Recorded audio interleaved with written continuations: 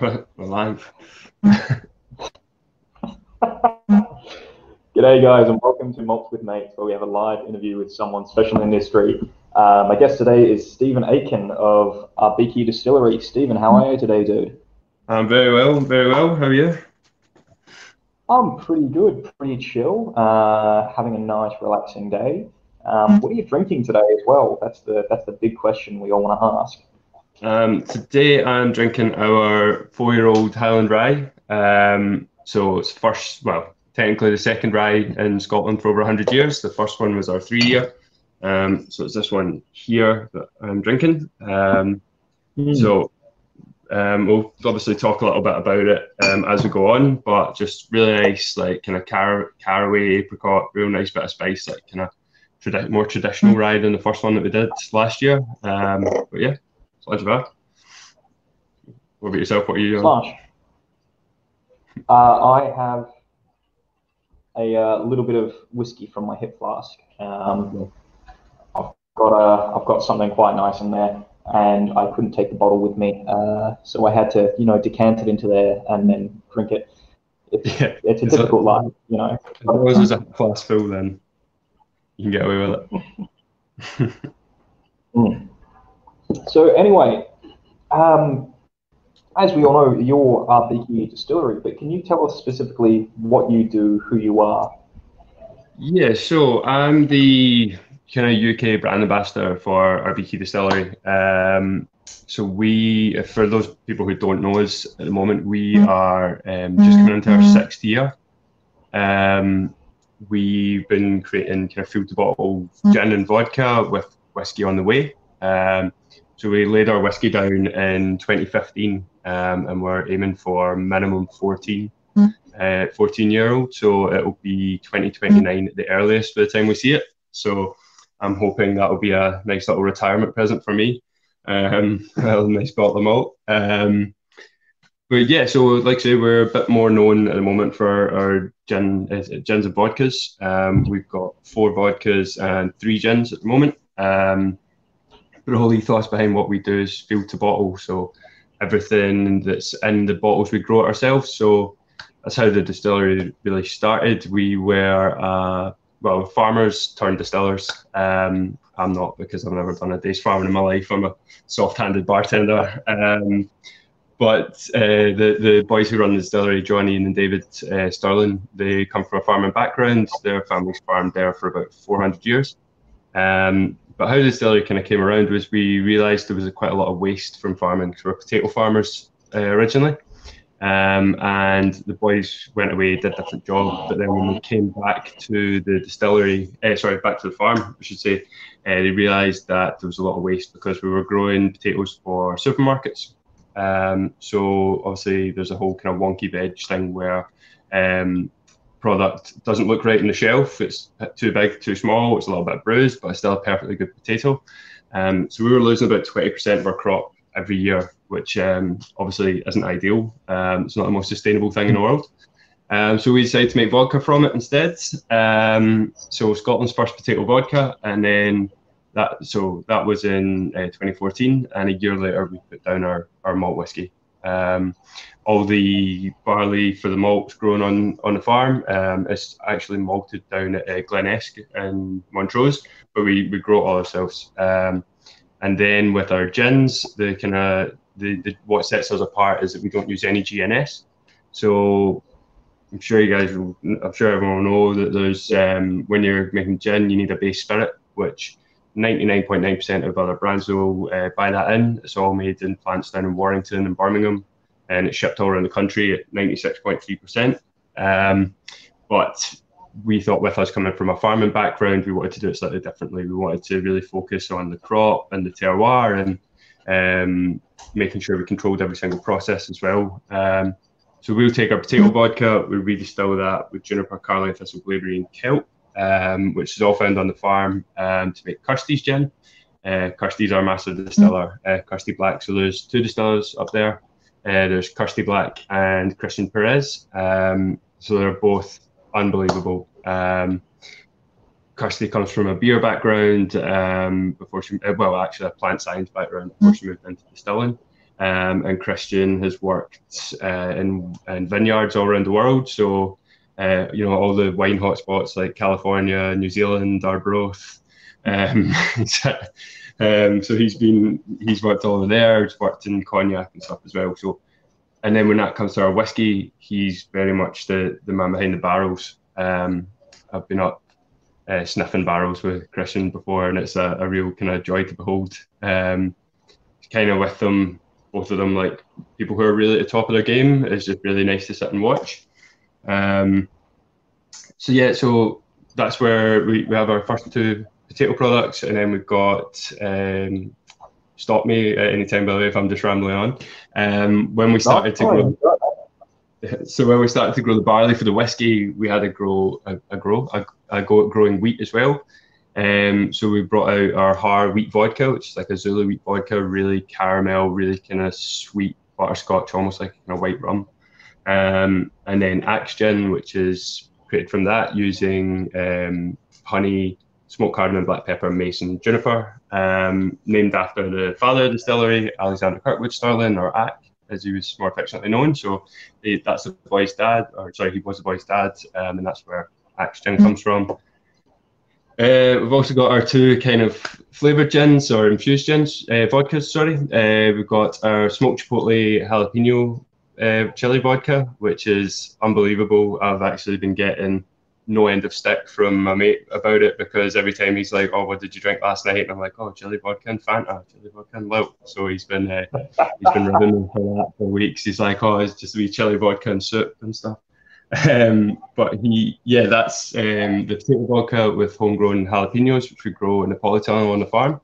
And we just infuse them for about 6 weeks. So that's where all that flavour comes from, like perfect in a Bloody Mary or something, or really kind of spicy cocktails. Our strawberry vodka is 50% as well. I don't know if you've had the chance to try that. That is made from the wheat vodka. We've got strawberries from the next door farm, which is the boy's cousin. And just really sweet kind of strawberries and cream, but again, 50%. So it still kind of blows you away. And then the final one, the final white spirit of the range so far that we've just released, I don't know if you've seen this one, we just released it in January. Massively excited about this, is our Nadar gin.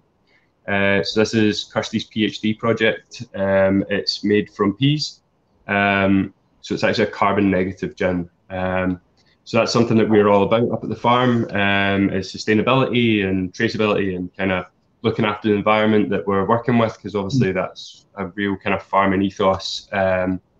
So basically, when you plant potatoes and wheat, they're really bad for the soil because they take in a lot of nitrogen, but they don't actually replace anything.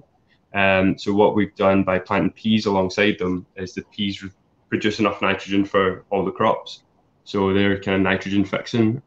So we don't have to use fertilizers, and we're cutting down that extra farming process and the kind of nitrogen fertilizers. So per bottle reduces the carbon footprint by about 1.5 kilos of the farm. And that includes bottling, transport, everything. So the actual liquid itself will really, really bring it down further, but then obviously you've got processes there that move it up.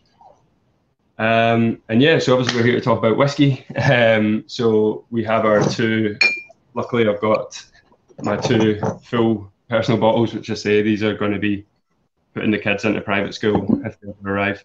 So we have the 3-year-old Rye here,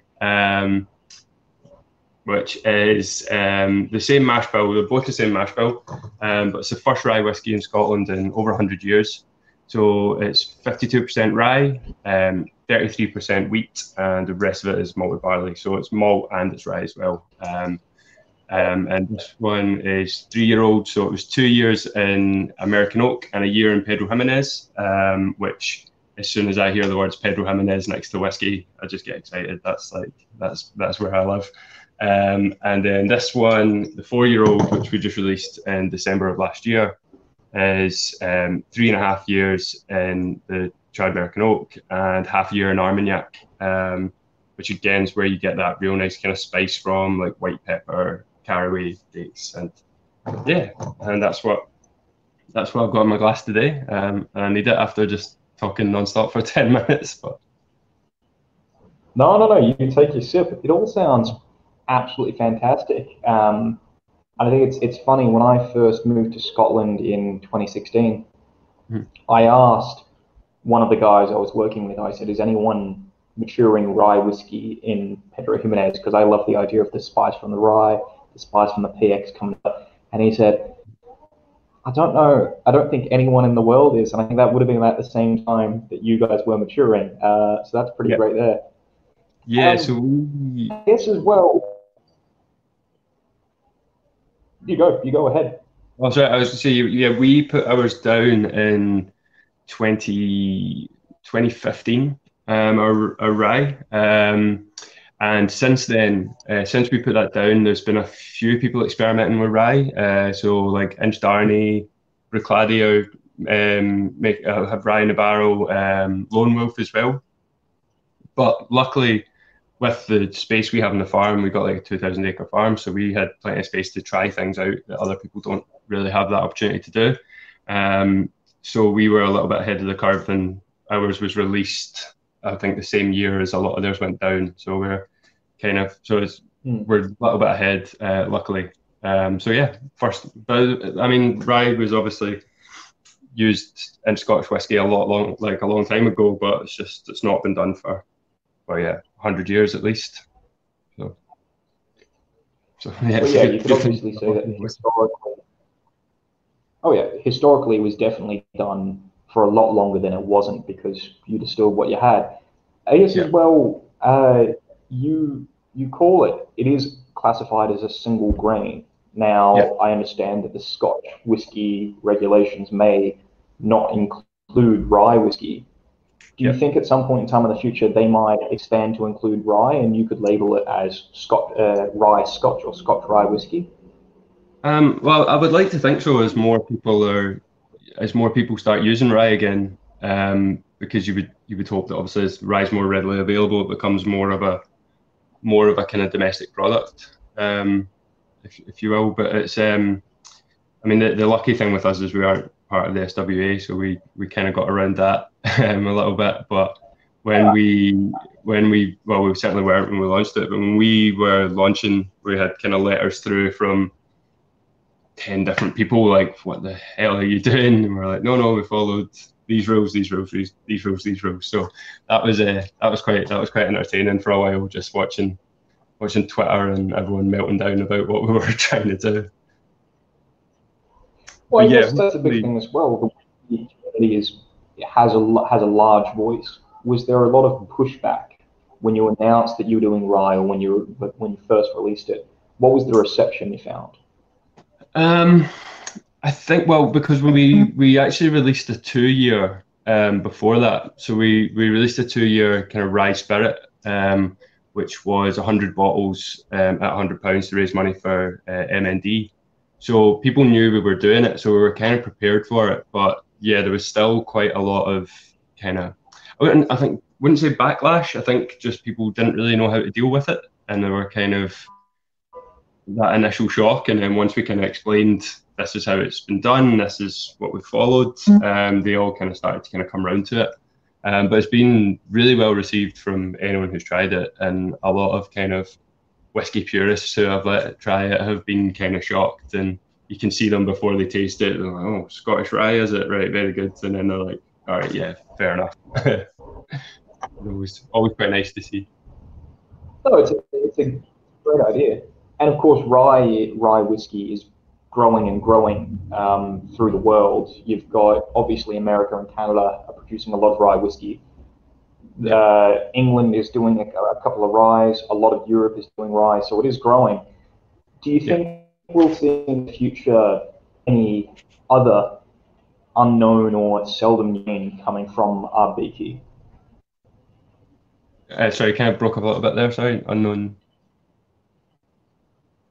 Any unknown grains do you suppose in the future you might focus more on, like a wheat or an oat whiskey, anything like that?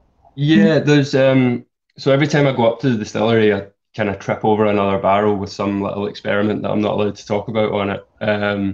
So Kirsty and Christian, as I say, are like unbelievable. So they keep coming up, and there's like something with like a letter on it that I've not seen before, and I'm like, oh, what's in there? And it's just kind of like, you're on a need to know basis, mate. Like, but yeah, as I say, I mean, the good thing is we have the space. We've got the kind of world leading scientists really in charge of it as well. So they've got mad ideas, and I think there'll be some stuff coming up. We've also got a 50-meter polytunnel there where we can grow. Well, our first polytunnel up there where we're growing everything that we can. Like there's corn growing in there. Like there's agave. Like there's. I took a tour up one time and I'd seen like little small corn plants, and I was like, you might see some corn, and then next thing I go in and it's like 8 foot tall, and they were like, well, that'll be what that is. So it's all in there growing, but it's not necessarily, doesn't necessarily mean we're going to use it, but it's all, the kind of possibilities are endless, luckily. I'm still holding it. It's fantastic to hear.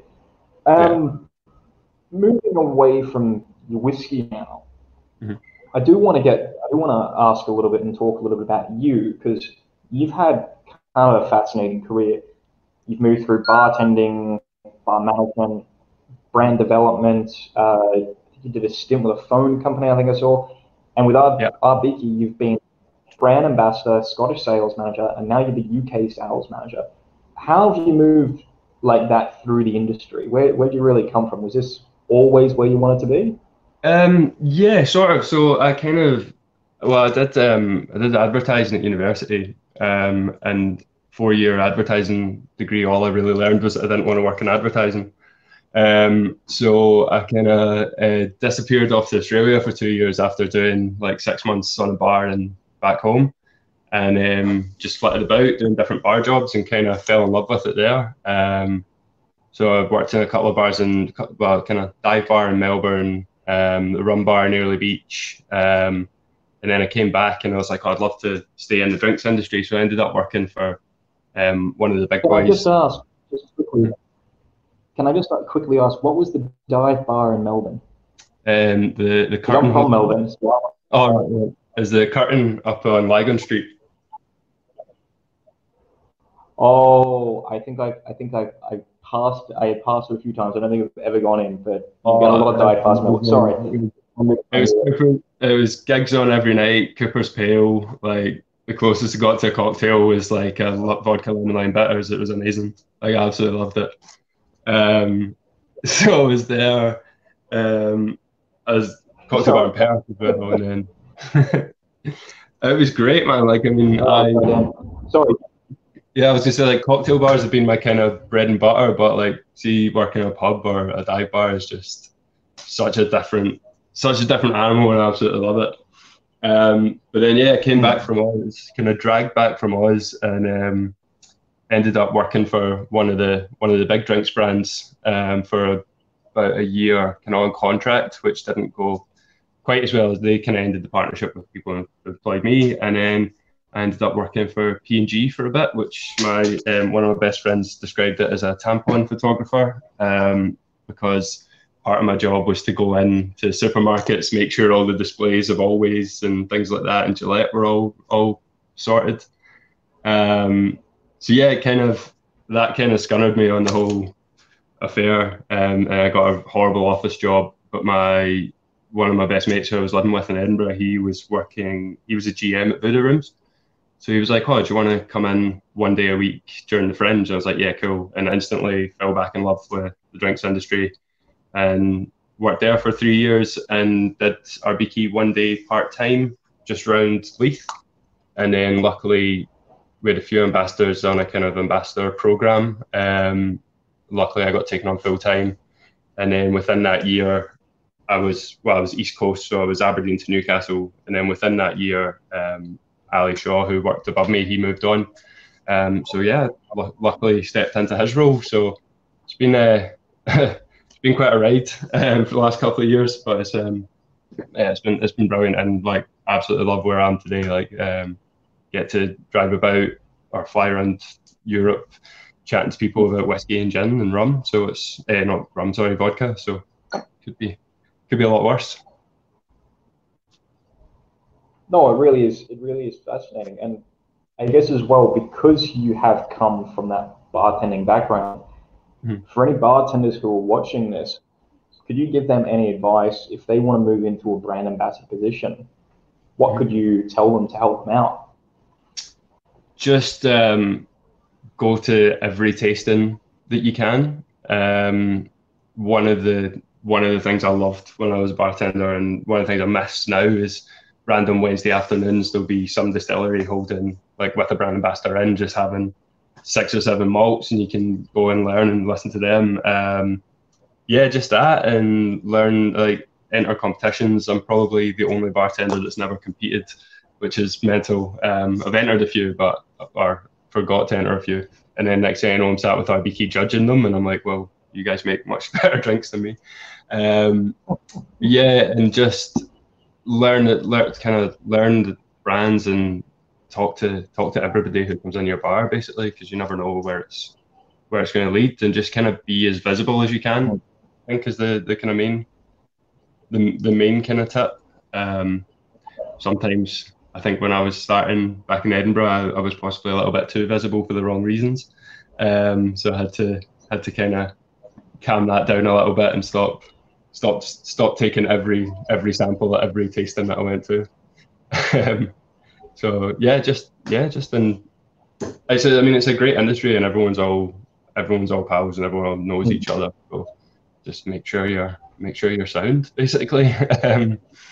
Just one thing.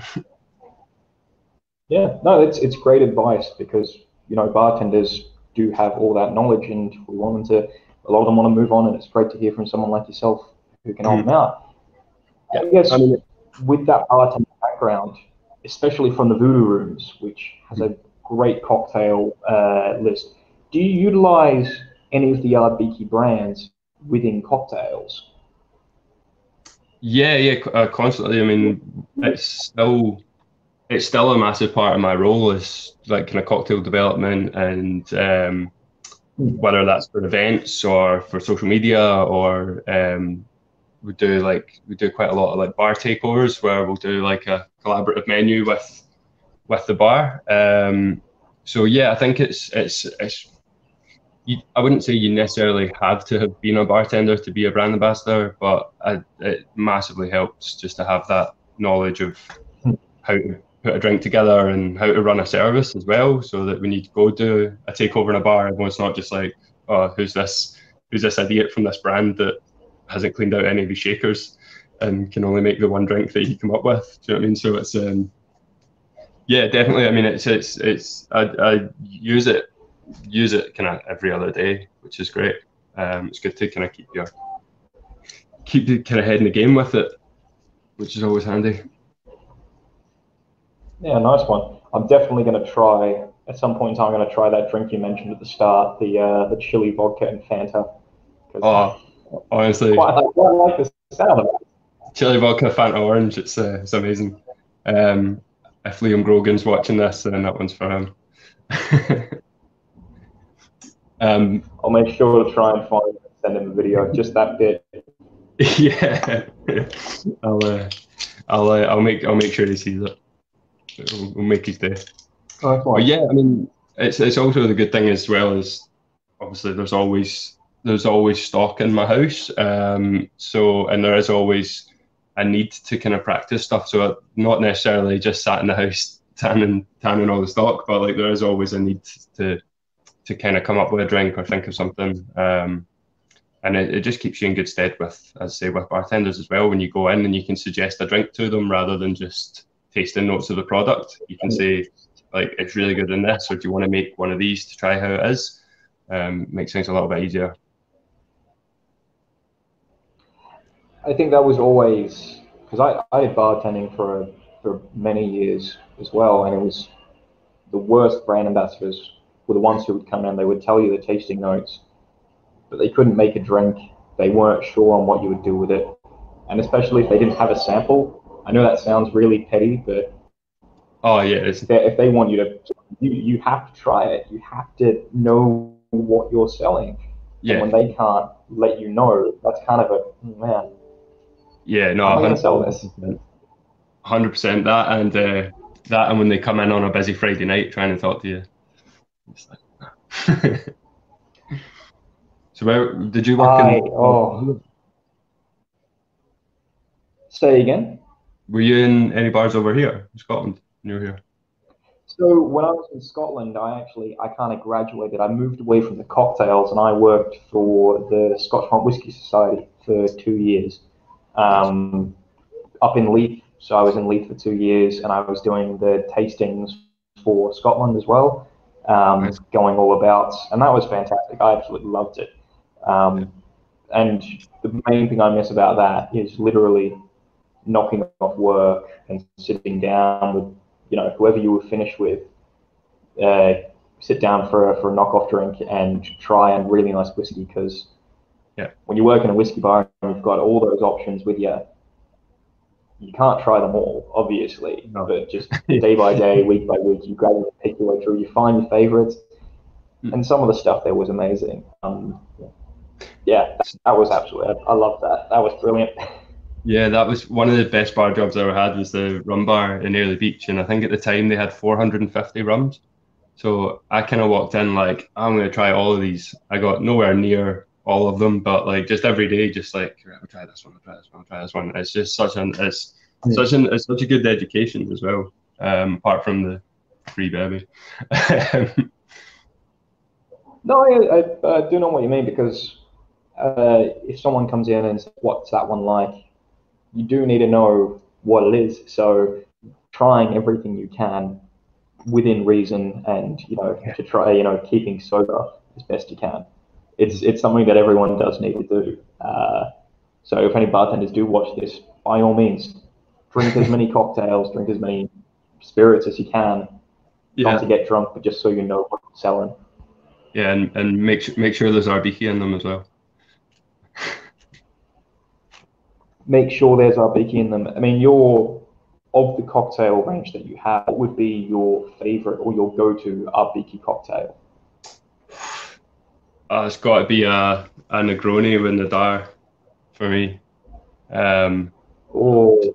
Yeah, and like there's bar in Edinburgh, Hey Palu, and they did like a launch bars, and they put like celery bitters in it as well, and that was just like, that blew me away. So yeah, Nadar Negroni's definitely my.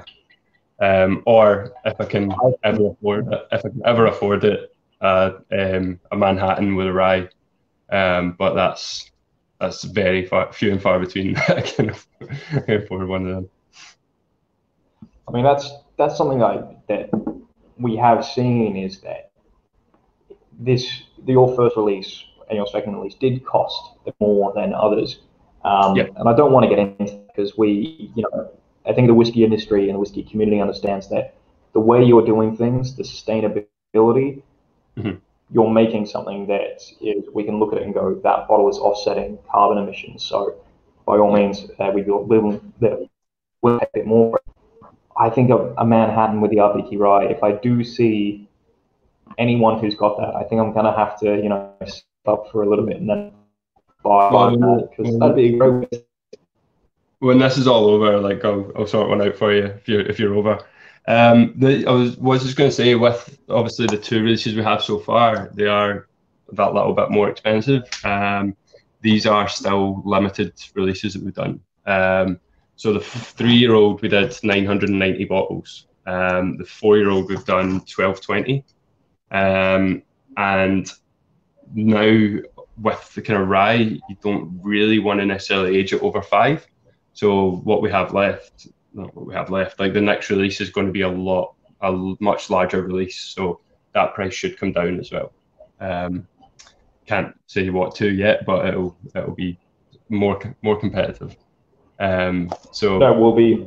We only have to buy a bottle of hopefully one day all of them, so I can have a version and local tasting. I think that'd be great to see what changes. Yeah, absolutely. It's, because even between the 3 and the 4, there's a massive change. And again, I've not been told what's in the plan, because I think they know that I can't really be trusted to keep my mouth shut.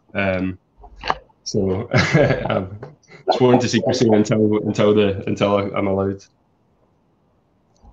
So that will be I mean, as well, right now, you're still in Scotland, are you? Yeah. So I'm in Glasgow. So what's a standard day for Stephen Aitken looking like at the moment with lockdown on? Yeah, so lockdown's been interesting. At the moment, it's been a lot of catching up with like admin, just like reports and sales projections and stuff like that. That's been kind of obviously it's harder to do when you're constantly out on the road. So that's actually been quite nice to have that time to kind of sit and catch up on all the stuff that I haven't had a chance to do. We've got a couple more kind of products like kind of white spirits that are in the pipeline at the moment. So we've been working quite a lot on that, on kind of how to launch that during a pandemic and thinking of ways of kind of how we're going to work going forward and how things are going to change. So, I mean, when this is all over, I think the day to day for any brand ambassador is going to totally change, because you can't have that flitting between 8 or 9 bars a day, chatting to 8 or 9 people and shaking hands and stuff like that. So it's going to be, at the moment, it's kind of just planning, a lot of planning, getting too used to getting out of bed at 10 rather than half 7, and like going. But I mean, it's actually been really, I don't want to say it's been really good, but having that time to kind of, because in this role, I'm sure anyone who does this role will tell you, it's mile a minute. So it's been nice just having that chance to kind of look at what we're doing, slow down a little bit. Obviously, it's not been ideal that we're losing business and people are losing jobs and everything like that, but just to kind of reset a little bit has been quite nice, and quite needed, because it's very easy in this kind of role to just burn out, and then you're in trouble. So it's been not nice, but it's been needed, to kind of reset a little bit and feeling just ready to come out of it and just hit the ground running again and go back to not sleeping and go back to being in 3 places at once. Well, I mean, we don't want you to burn out. But I guess in that, aside from your work with Ardbikie, what do you generally do? What aside from Ardbikie, what does Stephen do to relax? Yeah, unfortunately, I play a lot of football, which has obviously been on hold for the last 3 or 4 months. So I haven't kicked the ball in months, but just reading books, trying to learn guitar again. I just got my first place in January, like 6 weeks before the pandemic hit. So just trying my hand at DIY and failing miserably. So yeah, it's been all right. But yeah, just usual, and just heading out, see some. I can't wait to head out to a pub again, see some mates, which is going to be a class, which is again a little bit of a perk of the job, is that you go in places and can class it as work and you go for a pint. I was never allowed to expense pints when I did brand ambassador work. That was frowned upon if I did that. I definitely can't expense the pints, but just being there is work. In case anyone's watching, I get in trouble. Yeah, no, just it's because it is almost not part of the job, but like it's kind of being out and about and going checking up on you. I mean, you can go and check up on an account without it necessarily being a scheduled work call. It can just be you're in for a pint. How you guys getting on? Is everything all good? And then another pint, please. Oh yeah, fantastic. And then as well, while we're still doing this, and I know a lot of people are curious about this, can we? Is there any way that we can keep up to date with what Ardbikie is doing? Anywhere we can go to, or are you attending any festivals that we can do? Are you doing any tastings? So we've done a few tastings. I did one last week for the big virtual gin festival. We did the big gin quiz at the start of lockdown with kind of Juniper, where so Juniper Festival will have like an online thing on at the moment. We're on that. I'm doing Spirit of Perthshire at the end of next month, which is a kind of online tasting. We've got a few things on. We've got we've been doing like kind of brand ambassador takeovers with our kind of part-time brand ambassador team, where each one has a drink each day. That's on our Instagram, the A Team UK, or at the A Team UK. So they've been making a drink, chatting through it, and then there's like a discount code for the website as well, to get some money off a bottle and kind of learn to make that drink. But yeah, just we've got a blog running up on our website, which is just ardbikie.com. We're pretty active on Instagram, which is just Ardbikie Distillery, or myself is at Ardbikie Stevie. Same on Facebook, Twitter, everything like that. But not doing too many tastings at the moment. We did a few at the start, but it's definitely something we're looking at again, because the kind of ambassador series is finished. So we're now kind of looking at the next thing. So we'll keep you updated on whatever the next thing we decide is next week. Fantastic. And if we do want to purchase any of your gin, vodka, whiskey, where can we head to? Where can we pick that up to? So just on our website, ardbikie.com, is always free delivery in the UK, and it's kind of the same price, if not roughly the same price as you would get in a shop.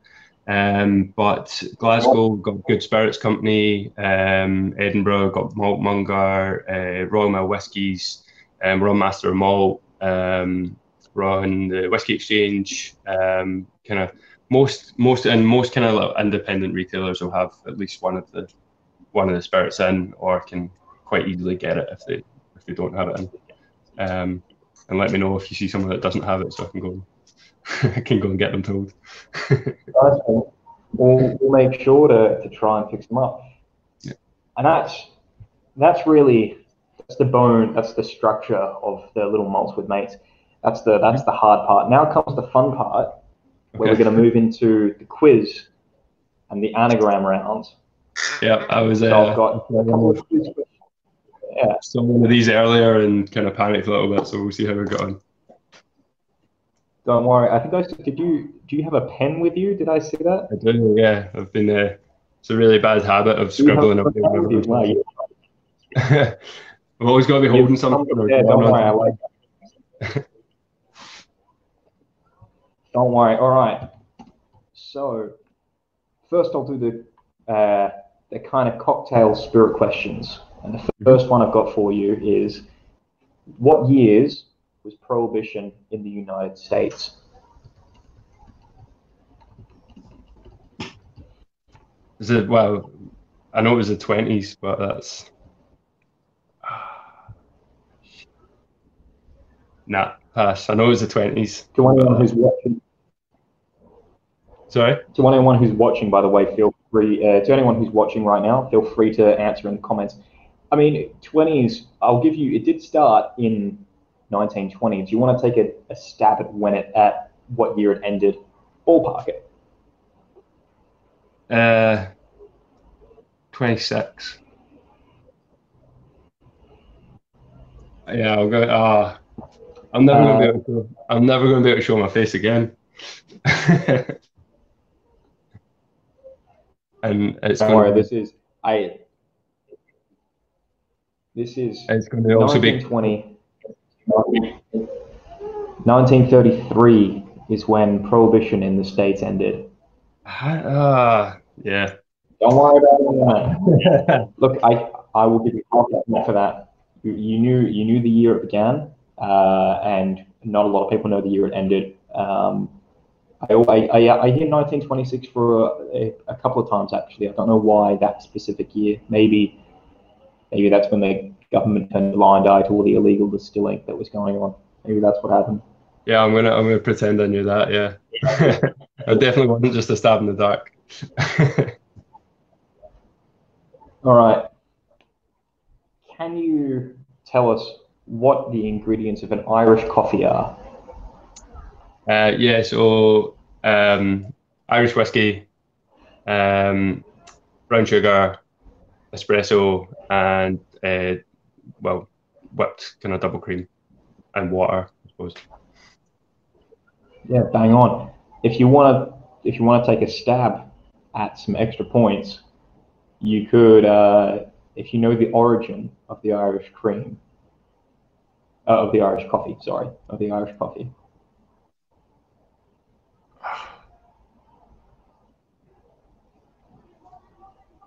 Nah. Yeah, no, I could probably tell you the bar or something it's from, but no, yeah, no, I'll pass. I would actually So love this to know. is, I would love to know. um, I've lived in Ireland for a year, and everyone in Ireland will tell you that in 1942, 1943, there was a returning flight to a Irish airport. Joe Sheridan, who worked there, added some Irish whiskey to a coffee to help calm their nerves. And Huh? when asked if it was Brazilian coffee, he said no, it's an Irish coffee. From there, the cocktail kind of made its way over to the States and around the world.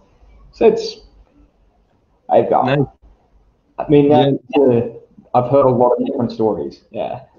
yeah. I mean, like I love little stories of where drinks come from, but every drink that you look into has 4 or 5 different stories of where it came from. So it's good though, because you can just pick your favorite one and be like, yeah, this is what it was. But yeah, no, that's a Yeah. good one. I like that. It's a good one. This is another question about a cocktail, and this one we definitely know the origin and why it's named what it is. Do you know? Could you tell us what the cocktail "Death in the Afternoon" is? Oh, this is going to be so glaringly obvious when I hear it. No. Whiskey. I will What's tell it? you. What's it? Whiskey and This egg. this no, this is a high strength alcohol, high strength spirit. It does not use whiskey, but we're Right. talking high strength. One of the high strengths, a very famous high strength potent Yeah. spirit. Absinthe. Yeah, absinthe is one of two ingredients. Absinthe and brandy. Absinthe and champagne. Oh, nice. Because I know that I just know that absinthe and brandy was a horrible shot in one of the first bars I drank in, called an atom bomb. That She was sounds. absinthe and brandy set on fire, and it was horrendous. It cost about £2 as well. It's Do you horrible. remember? Because this was a big thing in Australia was ABC shots. Do you remember those? Yeah, so it's absinthe, brandy, and Cointreau. That's how you made. Oh, okay. That is not how the bar I was in made it. We did absinthe, Bacardi 151, and chartreuse. So just as much alcohol as we could pack into a shot as possible. Yeah, that's Friday, hardcore. Saturday night. That's that. Friday, Yeah, Saturday night. that'll do the We would trick. go a dozen, 2 bottles of each of those three ingredients. Just doing that. People would come to our place for pre-drinks before they went to a nice place, and they just, they would go there. They would have a couple of shots and then go home.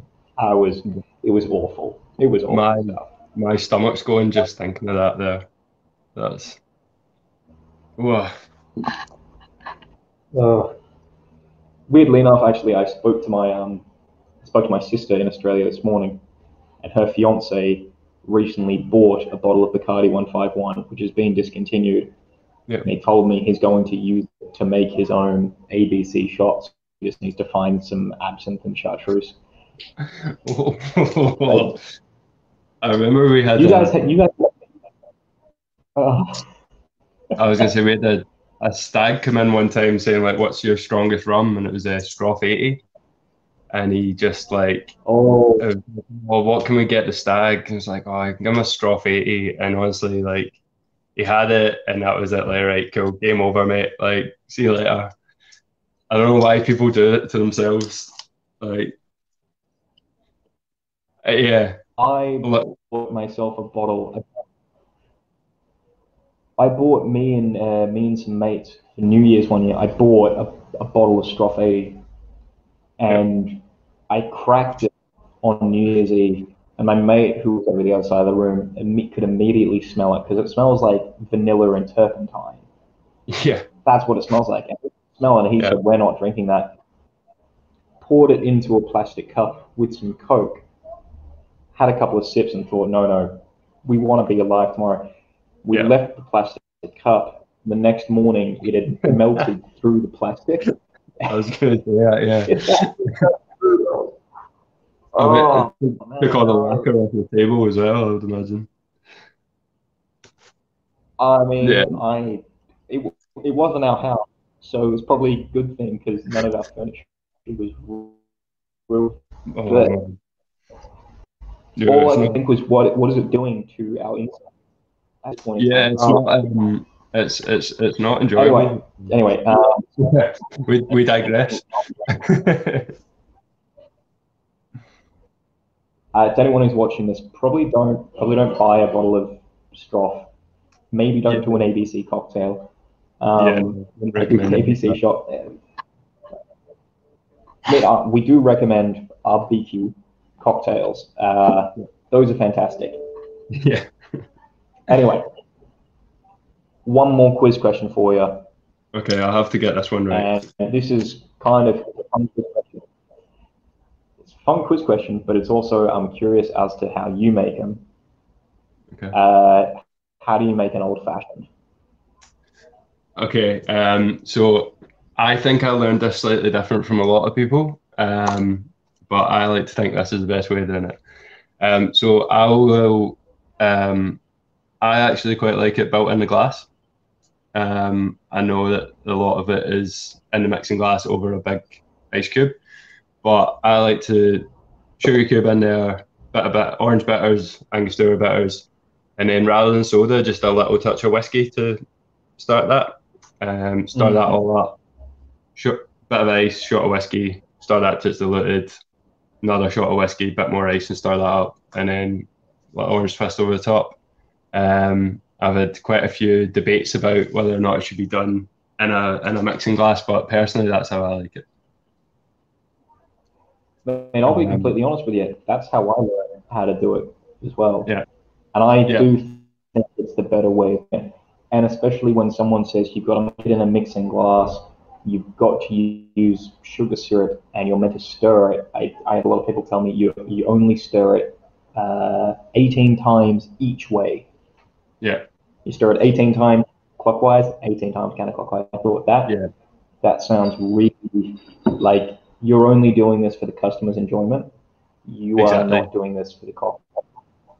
I prefer it built in the glass. Yeah. Yeah. That's how I learned. And I had an argument with a boy I used to work with about a similar thing with Negronis. I was just building it in the glass. He was like, "No, you need to do it in a mixing glass." And I was like, "Mate, you've just been in Italy for 2 months. Did you see one person using a mixing glass?"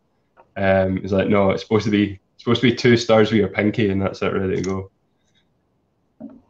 Look, I mean,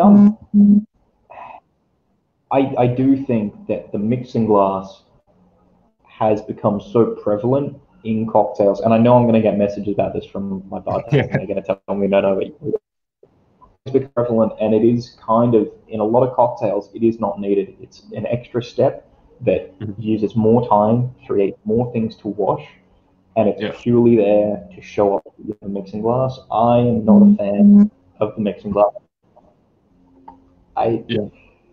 Yeah. I'm on your side. It's back garden bartending, and that's. Look, when you're doing it for yourself, or when you've got a couple of mates over, that's fine. But if you've got a bar and you've got 3 rows of people deep, You do not have the time to do that. Yeah, because if you've got, and you know, if you've got four you or five, go, sorry, man. yeah, if you've got 4 or 5 old fashions on, you just need 5 glasses and you can stir and stir and stir and stir and stir as you go. I'm glad that, because I thought I was going out on a limb there, and I was going to get pilloried for saying do it in the glass. So no, I'm glad. Look, you got the basic ingredients all perfect, and you also said making it, which I think is just better. Like I drink a lot of old fashions, and I've never enjoyed one from a mixing glass more than I've enjoyed one that's made in the glass. Yeah. But anyway, that is the quiz question section finished. We're now on to anagrams. Now, because Ardbikie is new and I believe opened in 2014, was it? Yeah. Because of that, I have started. Yeah, tell us more. Yeah, if you can. Oh no, I was just going to say, yeah, October 2014. So we're coming into our 6th year, or just coming up for our 6th year actually. Got no idea what time of year it is now. So yeah, that was what I was going to say. Don't worry about it. Because you opened then, I've taken 5. I've got 5 anagrams of 5 Scottish distilleries that all opened within the last 6 years. Okay. So this is the new Scottish distillery quiz. Sorry. Your first anagram is Red Bros. Red Bros. I'm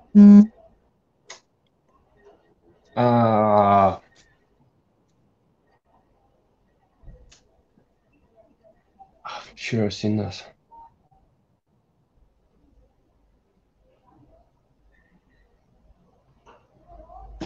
I'm so bad at these. I can tell you it is a Lowland distillery. I want to say it starts with Rose. So Rose, Red Rose? No, not Red Rose, that's ridiculous.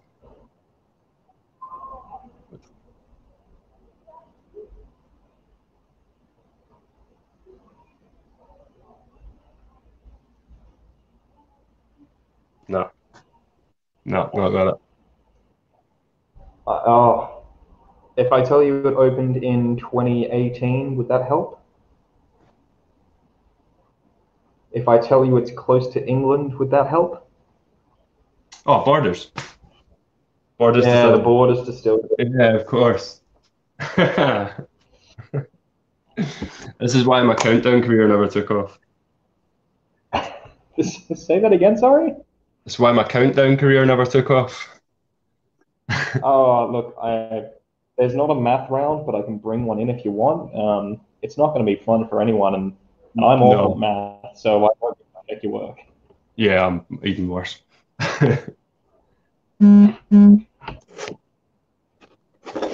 Oh, you are very popular, by the way. You're getting a lot of messages.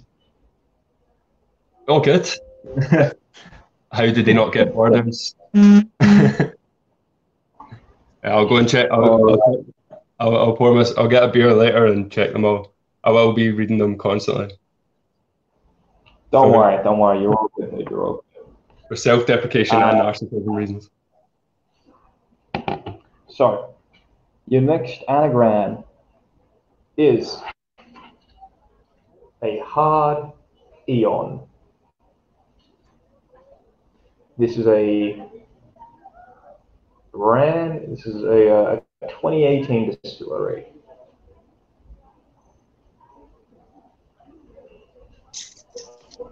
Distillery.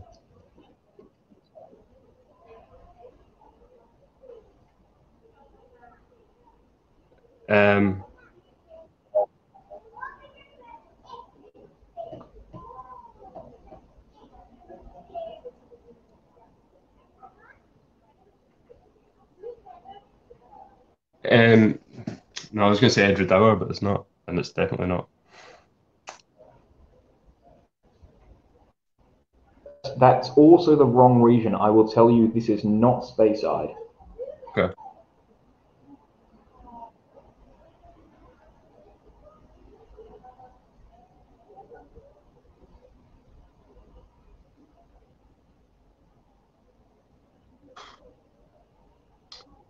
Nah, darn something. This is hard. Yeah. Ardown. Ardnaho. Ardenholm. Yeah. Ardnaho on Isla. Yep. Don't worry, man. Don't worry. Look, you have. If you're worried about like any scoring system, I'll point out two things. Firstly, I have not bothered to make a ladder of who has done what. Secondly, even if I did, you're already in the mid range. Oh, good. You are not coming last by a wide margin. That's all that matters. that's literally all that matters to me. Like, I don't all good, mate. I get overly competitive at football, and as long as I don't come last at everything else, I'm fine. I mean, I would have attempted to do a football quiz, but I don't know anything about football. So that you could have told me anything, and I would have said, yeah. Yeah, football and whiskey don't mix well, unfortunately. Well, I mean, Hague is a whiskey. No, it's not a good whiskey. Yeah, I mean, I worked for them in a previous life as well, so I'm saying nothing. Oh, okay. Is that your idea to get David Beckham to come on? No, but it was my job to try and sell it to really rough little pubs in the northeast of England, and that wasn't easy. So I was at that perfume bottle. I don't envy you that job. All right. Your next anagram is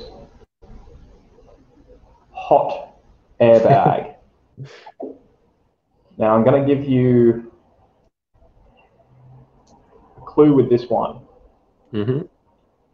just because it is a really. I'm not even sure how to pronounce this one. It's one of those Gaelic words. This is one of two distilleries on its little island. Okay. Is the little island Rassy? It's not Rassy. I know that's not, but Oh no, the island isn't Rassy. yeah, cool. I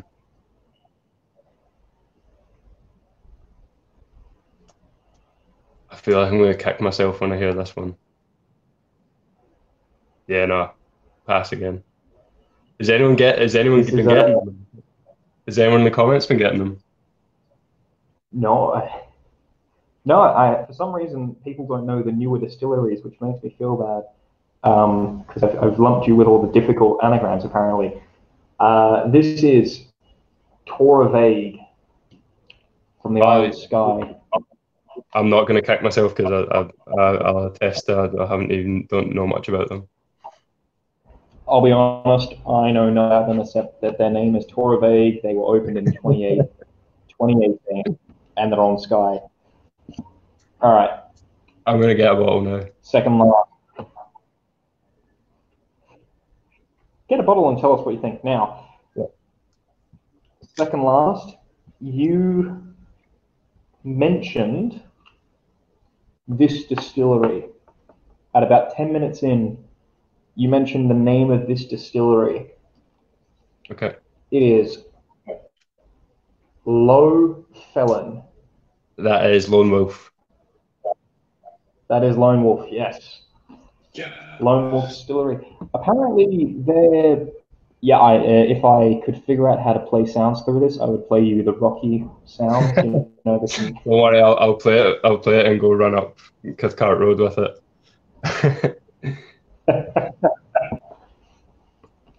Apparently, they're now known as it's now Brewdog Distillery. I don't know why they changed their name. Yeah, so as far as I was aware, it was always part of that. But yeah, they just had it and went for a different name. I actually I really like their gin Yeah, actually. Haven't tried the whiskey yet, but I have not, but I'm looking forward to it because I quite like that beer. It's good beer. Yeah. Anyway, you got one final anagram, okay. and this is one that I hope you get. This is bike air.